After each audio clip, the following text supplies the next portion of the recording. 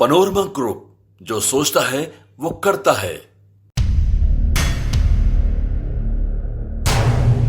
नमस्कार, news for nation देख रहे हैं यहाँ पर मैं हूँ सानिया आपके साथ। बिहार में विधानसभा चुनाव को लेकर सियासी सरगर्मी बढ़ती जा रही है और अगर बात की जाए चुनाव प्रचार की तो अब नीतीश कुमार भी सक्रिय नजर आ रहे हैं, चुनावी प्रचार में लगे हुए हैं, चुनावी बिगुल बजा चुके हैं। आपको तो याद ही होगा कि कल ही वो मुजफ्फरपुर गए थे, 2 जनसभाएं उन्होंने की और खूब बोले वो लालू तेजस्वी को लेकर। उसके बाद आज गोपालगंज भी जाने वाले हैं। लेकिन अगर बात की जाए महागठबंधन की तो महागठबंधन बेचारे अभी खुद में ही कंफ्यूज चल रहे हैं, खुद में ही भिड़ रहे हैं। अब देखिए कि एक तरफ कांग्रेस है तो एक तरफ आरजेडी है, दोनों में नाराजगी है, खिटपिट है और दोनों जो है एक दूसरे से नाराज चलते हैं। कभी आरजेडी कोशिश करती है कि कांग्रेस वाले मान जाए तो कभी कांग्रेस कोशिश करती है कि आरजेडी मान जाए और इसको लेकर कांग्रेस ने ये डिसाइड किया है कि स्टार प्रचारक और राजस्थान के पूर्व मुख्यमंत्री अशोक गहलोत को वो पटना भेजेंगे और पूरा मुलाकात होगा, उसके बाद बातचीत होगी और सारा कंक्लूजन जो है वो निकाला जाएगा। लेकिन अगर देखा जाए महागठबंधन के चुनाव प्रचार की तो महागठबंधन में चुनाव प्रचार की तैयारियां कैसे हो, क्योंकि अभी तक तो यहाँ पे टिकट बंटवारे और फ्रेंडली फाइट से ऊपर आ ही नहीं पा रहे हैं लोग। जितने भी नेता हैं अभी तक फ्रेंडली फाइट को लेकर ही उनके बीच में टकराव देखा जा रहा है, खुद में ही लड़े पड़े हैं। एक तरफ जहाँ नीतीश कुमार इस पूरे रंजिश का जो है फायदा उठा रहे हैं कि महागठबंधन में यहाँ पे लड़ाई झगड़ा चल रहा है तो इसका फायदा उठाते हुए नजर आ रहे हैं, वो जनसभाएं कर रहे हैं, तो दूसरी तरफ महागठबंधन जो है अपनी इश्यूज को सॉल्व करने में लगी हुई है, जिसको लेकर कल वो प्रेस कॉन्फ्रेंस भी करने वाली है। सबकी नज़र उसी पर टिकी हुई है कि आखिर इस प्रेस कॉन्फ्रेंस में होना क्या है, क्या डिसीजन लिया जाएगा, या फिर से उसी तरीके से ये आगे बढ़ते जाएगा बिना सीट शेयरिंग के ऐलान के ही टिकट बढ़ चुके हैं, फ्रेंडली फाइट भी देखने को मिल जाएगा। क्योंकि इस बार के विधानसभा चुनाव में भैया बहुत कुछ नया देखने को मिल रहा है और एक दो चीज़ नहीं, काफ़ी चीज़ें हैं।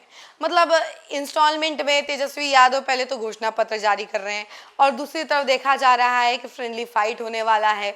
मतलब एक ही गठबंधन से दो उम्मीदवार एक सीट से चुनाव लड़ने वाले हैं। तो दूसरी तरफ एनडीए गठबंधन की बात की जाए तो एनडीए गठबंधन भी इस पूरे मामले का फायदा उठाने में लगी हुई है। तो कई सारी चीज़ें जो है इस बार विधानसभा चुनाव में नई देखने को मिल रही है। जरा इसके बारे में हम आपको विस्तार से बताते हैं। बिहार चुनाव को लेकर सूबे की सियासत एक बार फिर गर्म है। जैसे ही दूसरे और आखिरी चरण के नामांकन बंद हुए, एक तरफ मुख्यमंत्री नीतीश कुमार ने एनडीए का चुनावी बुगुल मुजफ्फरपुर से फूंक दिया, तो वहीं विपक्षी गठबंधन की अगर बात की जाए तो घर में ही फूट पड़ गई है। मतदाताओं के सामने अब मुश्किल ये है कि समझे तो किसे अपना समझे, माने तो किसे अपना माने, क्योंकि कई सीटों पर साथी ही बने हैं प्रतिद्वंदी। ऐसी स्थिति में महागठबंधन में सन्नाटा पसरा हुआ है। 20 अक्टूबर को बिहार विधानसभा चुनाव के दूसरे और आखिरी चरण के नामांकन की मियाद खत्म हो गई है। इसी दिन मुख्यमंत्री नीतीश कुमार ने एनडीए की चुनावी मुहिम की शुरुआत मुजफ्फरपुर से की। लेकिन विपक्षी महागठबंधन आरजेडी, कांग्रेस और वाम दल की अगर बात की जाए तो अंदरूनी मतभेदों में उलझ गए हैं। जानकारी के मुताबिक कम से कम 11 विधानसभा सीटों पर महागठबंधन के सहयोगी दल एक दूसरे के खिलाफ ताल ठोक रहे हैं। इनमें वैशाली, सिकंदरा, कहलगांव, नरकटियागंज, राजापाकड़, बछवाड़ा, बिहार शरीफ, करगहर, चैनपुर, बाबूबरही और गौरा बौराम जैसी सीटें शामिल हैं। इनमें 4 सीटों पर आरजेडी और कांग्रेस आमने सामने हैं, जबकि 3 सीटों पर आरजेडी का मुकाबला वीआईपी उम्मीदवारों से है। वहीं कांग्रेस और सीपीआई के बीच भी 4 सीटों पर सीधा मुकाबला है। हालांकि उम्मीदवारों की वापसी की आखिरी तारीख कल तक का वक्त बचा है। ऐसे में कुछ नामांकन वापस भी हो सकते हैं, लेकिन मतदाताओं में इस आपसी टकराव से भ्रम की स्थिति बनी हुई है। दिलचस्प बात यह है कि जैसे जैसे चुनावी शोर बढ़ना चाहिए था, विपक्षी गठबंधन की आवाज उल्टा धीमी पड़ती जा रही है।